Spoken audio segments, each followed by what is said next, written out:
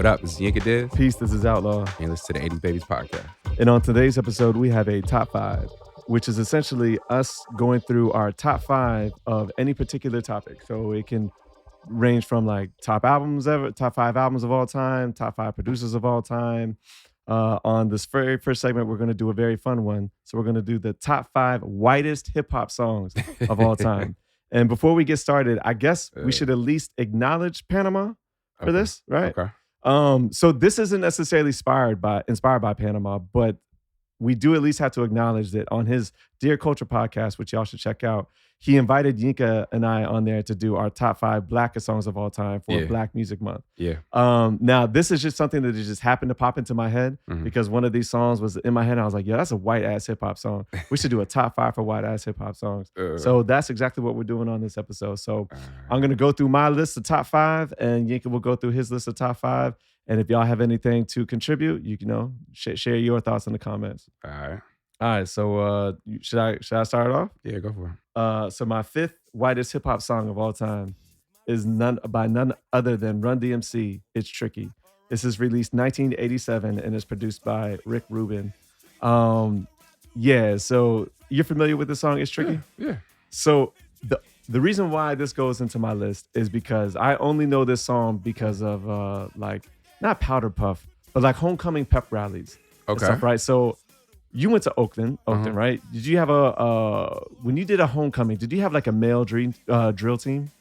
I don't think so. All right. So did you guys have a drill team? Do you know what the drill team is? No, what's that? Drill team was essentially just like, they weren't cheerleaders, but they were like the dance troupe for whatever, right? Yeah. So for our homecoming pep rallies at Lake Braddock. Y'all had male cheerleaders? For the pep rally. Oh, okay. Right? So it's essentially, I think it was a male drill team. I forget exactly what it was called, but it was essentially like these bros would go out there. There'd always be like a few token black guys, right?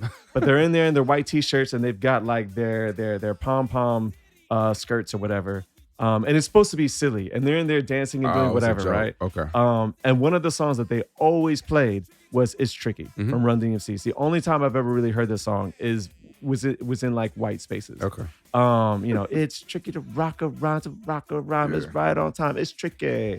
So I wouldn't think of it as a white hip hop song, but white people definitely know that song. I've never heard this. I never heard black people play this song. I only know this song from white people. Okay. The funny thing about this though is it's did you know that Run DMC were not on Def Jam?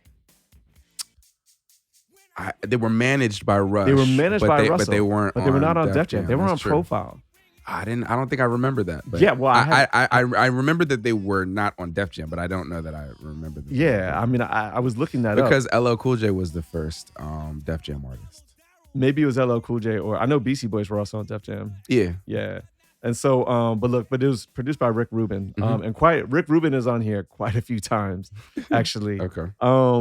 But yeah, so this is my number 5 and top 5 whitest hip hop songs. Okay. All right, so number 4, and this is the same concept. Quite a few of these are actually the same thing. I'm at the pep rally, and this song is always, and I'm talking about like from year to year to year, right? So Lake Braddock was a secondary school, meaning that 7th, 8th grade, 9th grade, 10th grade, 11th grade, and 12th grade, all in the same school. And we always did these homecoming pep rallies. So for 6 straight years, I heard these 2 songs every single homecoming for this male drill team. So number 4 on this list is from the Beastie Boys, Brass Monkey. Okay. Yeah, that's and a look, white-ass song. You gotta have Beastie Boys on here at least once. And that's no disrespect to Beastie Boys. They got some jams that I really, really like. But Brass Monkey is a song that I've only heard in these very, very white spaces. Yeah. I've never heard a black person listening to Brass Monkey. Exactly. And this is one that like I heard constantly in these white spaces at these pep rallies. And it's just a song that I just heard white people celebrate a lot. So number 4, Beastie Boys, Brass Monkey. All right, number 3 is, I'm sure, something that's going to be on your list as well. And that is Sir Mix-a-Lot, Baby Got Back, released 1992. Again, produced by Rick Rubin, which I did not know. I did not know that either. Yes, Rick Rubin produced this one. Wow. Is this one on your list? For sure. Yeah. And so the funny thing is, I actually kind of have to like apologize to Sir Mix-a-Lot a little bit, right? Okay. He actually had a decent rap career before this single. I think his debut album went platinum. He's from, I know.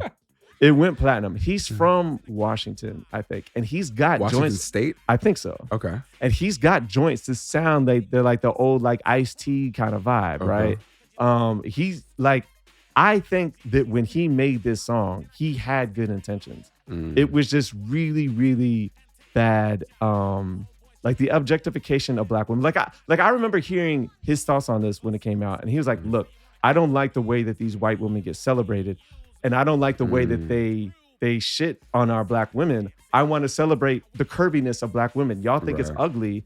I want to celebrate this." That was his intention. Yeah. It just landed all wrong. And I think the fact that he has like the Beckys at the beginning of the song, sounding it off, like white people took this and all the things that he was trying to do, they ended up like they ended up just using that as like ammunition for all the things that they feel about black women and bodies and all this other shit. And they have completely taken this song and co-opted it. And I don't know if it's rightly so or what, but white people love this song so Yeah, much. they do. This is another one that was constantly in the pep rallies. And yeah, like I know it's on your list, so there you go. All right, so number 2 from Eminem, and we have to have a white song from Eminem. I'm gonna go with The Real Slim Shady, and this is released 2000. It's the first single off the Marshall Mathers LP. And if you go back and listen to our podcast on the Marshall Mathers LP, which I would highly recommend, it's one of our better ones. We made the point that Eminem was like a battle rapper who wasn't battling any other hip hop MCs in the game, with the exception of Will Smith. But Will Smith was also a pop icon. And the ironic thing about this is that Eminem wanted to be respected as this dope MC lyricist, which he absolutely was. But the music that he was making wasn't really for that audience. And I think that I remember when he did this whole performance and he came out and he actually gave a pound to Carson Daly and Fred Durst or whatever. And he had all those other white boys out there with the platinum blonde hair and everything. And he's sitting there and he's dissing Christina Aguilera and Britney Spears and NSYNC and Backstreet Boys and all this stuff. And it's just like the ironic thing that this guy who wanted the respect, the hip hop respect that he had initially, right? All of his battle raps are all to pop icons, which for me solidified Eminem as a pop icon, which probably was not his intention, but that is what it is. So Real Slim Shady, we got to give that to one of the whitest hip hop songs you'll ever hear. And then my last one, number 1, I'm going to give it to Flow Rider, Low. Yes. This one was released 2007. I think T-Pain is heavily involved in this. And for me, this is the whitest hip hop song I've ever heard. I don't think that was Flow Rider's intention when he first came out. I think that when T-Pain brought Flow Rider into the game, it was very much capitalizing on whatever T-Pain sound like. That whole era of hip hop, which I absolutely hate, right? Flow Rider is in that. And I think initially, this is a song that I would hear at black parties for about like a few months. And then for the next 10 years, the only time I ever heard this song was at white parties. And I feel like this is one of those songs that like white people like, that they don't realize that black people don't really fuck with this dude like that. This shit. Right? Yeah, and like, look, you've been around here. Have you ever partied in Clarendon and Roslyn, anything like that? I try not to. But you've been there. I have. Yeah, You'll hear this song twice a night. Yeah, that's right. Right? They fucking love this shit. They do love it. And you know, the fact that they even cracked that joke in Atlanta about Flow Rider, I think it was season 1 when they cracked the joke about like playing Flow Rider, whatever. I just had to acknowledge that every single time this song is played, I don't hear any black people really jamming to it. And I've seen like video footage of Flow Rider in concerts. Everybody there is feels like they're white or white adjacent somehow. And I just feel like Flow Rider, like he's just that guy that white people sometimes, when they like fetishize blackness and they think they're like, oh, like he's representative of everything cool that's black. They look to him, and of course he's giving them space, and so they feel elevated by being in his presence or whatever. That's just kind of like my thoughts about Flow Rider and this song Low. Anyway, I hate this song, but this is some white ass hip hop shit. Yeah, it's some white ass shit. So there we go. So on the on the Flow Rider tip, my memory of Flow Rider, because literally the only thing I will want to even remember about this dude is me and Brian, rest in peace, the homie Brian. So me, B, a couple other the homies, we used to like maybe once a year or something like that, we would rent a house in the hills in Cali, and throw a party out there, right? So So we rent this house and we're out in LA. And so, we would like meet girls and invite them to this party or whatever, Mhm. right? So Brian, meets these girls and he invites them to the party. Um, and so we had one rule.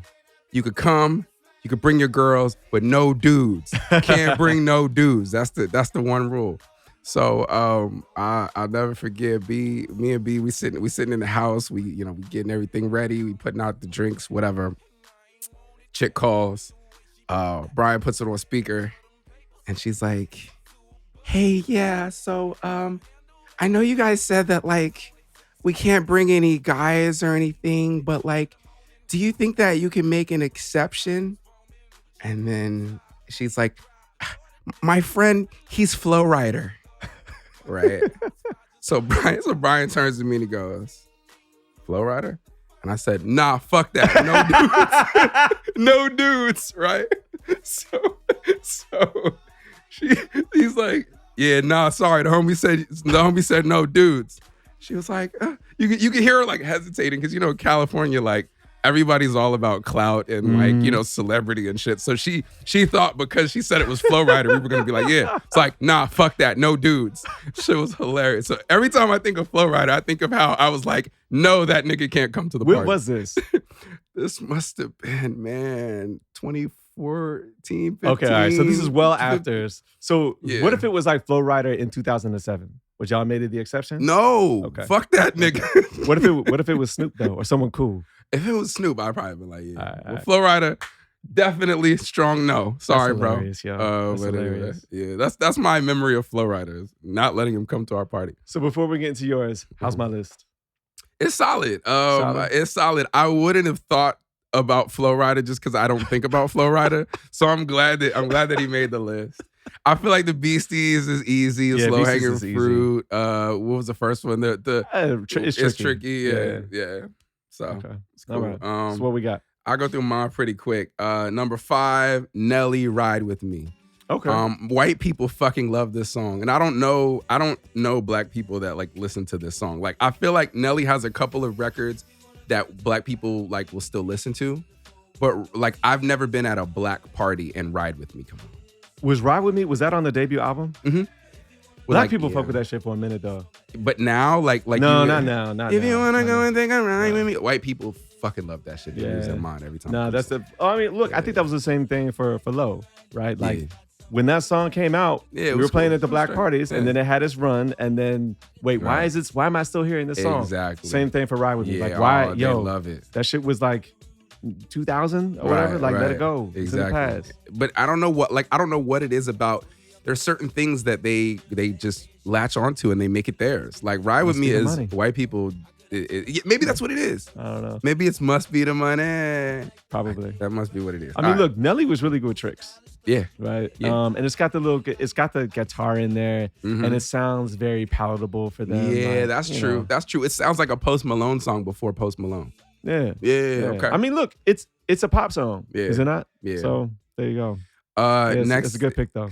That's I number appreciate 5, it. right? That's number 5. All right. Number 4, Kanye West, Gold Digger. Really? Yes. I think this is the song that makes white people think they can say nigga.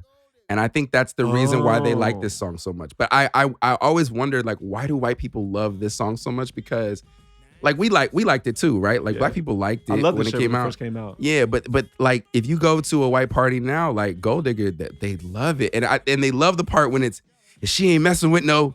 Like they like to teeter the line, like walk to the borderline of saying the word nigga. Like I don't know. I think that's the reason they like this song. But white people Man, love this song. It's not just that one. Look, Sucker Nigga. I've been at a Tribe concert when white folks had no filter. Yeah. You also have Niggas in Paris, right? Yeah, that's true. Yeah, I mean, look, there's quite a few. But Gold Digger's the one that like I think they love like all the stereotypes, like we want prenup and all the shit like that. true. You know, they love it. Like Look, white people love try it. this on for size. One of my coworkers, he's my boss's son, right? And someone had, for whatever reason, like we're on Teams, we're on a group chat or whatever, and so we're typing some things, and he types down. He says, I think he says hot, or he said Bobby Schmurder Hot boy was or something. but he didn't actually say the word. Okay. But he said Bobby Shmurda, that was our theme song in college. And I was like, I know every single one of y'all said the N-word. Like, don't tell me You said that to him? No, but like, no, but so Oh, here's the okay. thing though. We also have at work on Teams, we also have a black chat Okay. where it's just like black coworkers and we're talking and we're like, good and goddamn well, he dropped the N-word in college. Like, anyway, but yeah. Yeah. So, all right, that was my number Go 4. digger, got you. Number 3, Eminem, Lose Yourself. Okay. I feel like Lose Yourself is like the Rocky theme song it for is. white people now. Yeah. Like, and like they can rap every like Mom Spaghetti to the point where Mom he's Spaghetti. even able to create a restaurant called Mom Spaghetti because white people like that song so much. He has a You ever restaurant heard called of Mom Spaghetti? it? It's a chain now that they're putting out in Detroit. So I think they opened their flagship location like last year. Look, no disrespect to Eminem or that song, because I actually think that's one of It's a the good last song. good songs he made, Yeah, right? yeah. But it also spawned one of my favorite jokes from Chappelle's show when Chappelle is doing like his life story. Okay. And he's talking about how he's rapping. And he's like, jokes and Jokes jokes and and jokes jokes, and jokes and spaghetti, spaghetti, spaghetti. right. But yeah, no, that's look, if White it people wasn't fucking love that song. if it wasn't going to be the real Slim Shady, it was definitely going to be Lose Yourself. Yeah, So like that's like their motivational. Like whenever they have like Yeah. sports highlights and it's their guy, you have to have Eminem Lose Yourself on in the background. Right. For sure. Hilarious. Yeah, that's a good pick. Is that number 3? That's number 3. All right. Number 2, you had this already. Baby Got Baby Got Back. Back, yeah. Sir Mix-a-Lot. We don't have to talk about it more, All right, cool. but yeah, that's white people fucking love that They song. do fucking love that Yeah. song. Like and like unironically. that's they don't realize how like offensive it is. They just they love it, and it's just Yeah. oh my God, Becky, look at her. Oh my God, I love that They shit. love that. That was another one that they played at the pep rallies too. Yeah, that makes Yeah. sense.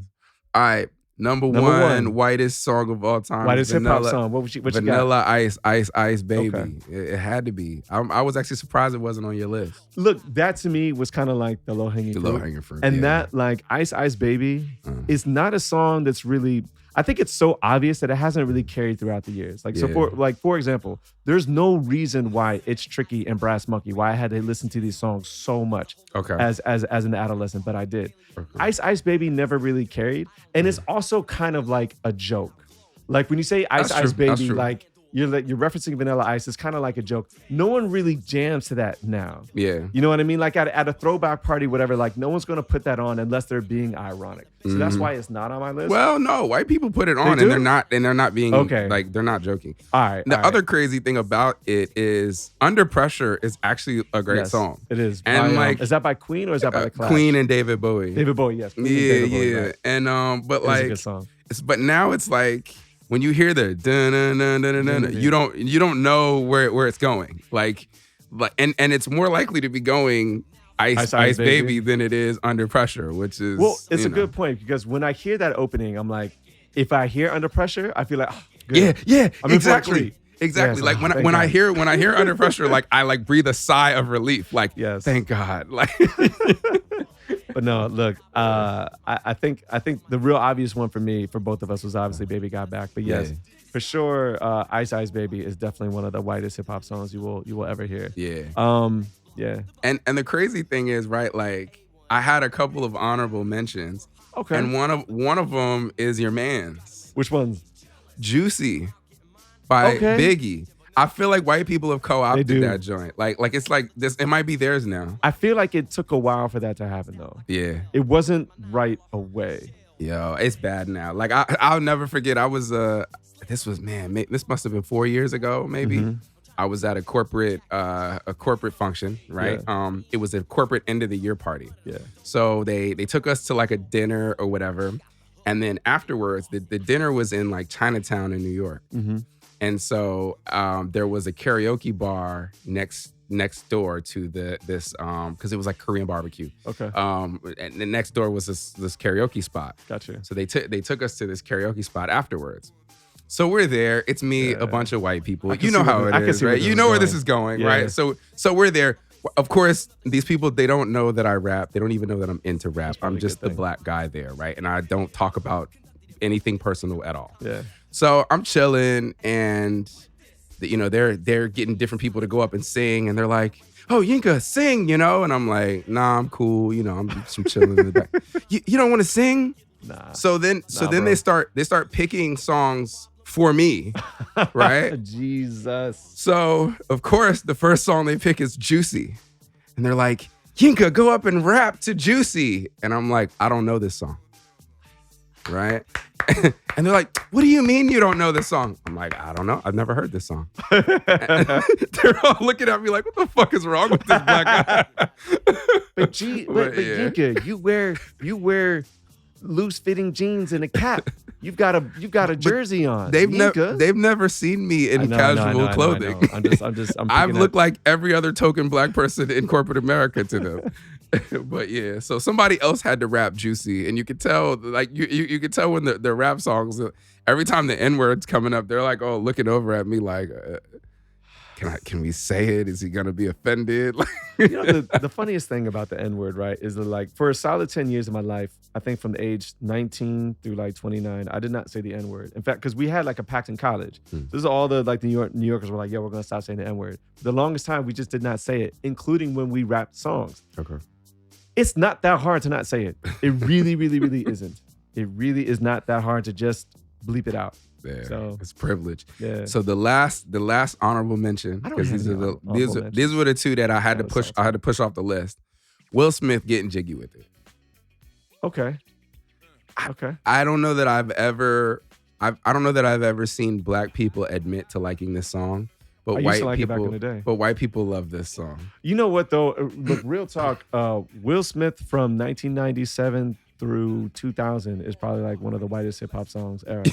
I mean, look, you think about it, like he had the Wild Wild West. Yeah, he had Men in Black, which actually is not that bad. Yeah, I was gonna say Men in Black is actually kind of like it's a little bit of a bop. Yeah. But then you had Miami. You had the one you just said, Getting Jiggy with It. Jiggy with it. Yeah, and then of course like that Wild Wild West song was fucking horrible. It was terrible, but it was also piggybacking off of Fresh Prince. Yeah, Fresh Prince of Bel-Air. Yeah, which would be a white ass hip hop song, but I think black people are still holding on to it. Black folks are like, nah, y'all ain't gonna get this. You can borrow it. You know, if you want to sing along, fine, but you're not taking that shit. Right. So yeah, I want to say I saw something that said like the #1 most popular hip hop song of all time is the Fresh Prince. Was that the thing that you were showing us? It was a TikTok. I think he shared that with the Panama okay, maybe. text. Yeah. And he said the most famous lyrics of all time would have been "Lose Yourself." Okay. And he was doing like a lot of different numbers. It was a lot of just like math. Yeah. Right? He said, "Well, Lose Yourself is the most streamed song ever, so therefore whatever." And he said, "Well, actually, you know, the opening theme song to Fresh Prince of Bel-Air is probably the most popular song ever. So there you go." Yeah. Anyway, but yeah, but no, they not gonna. Yeah, but getting jiggy with it, they can jiggy with it. They can have that one. Yeah, you can have that one. Yeah. All right, so let us know how we did. If you have any contributions, please comment. And yeah, we're gonna try to give you more of these top 5s in the future. If you guys have any ideas, let us know. For sure. Peace. All right, peace.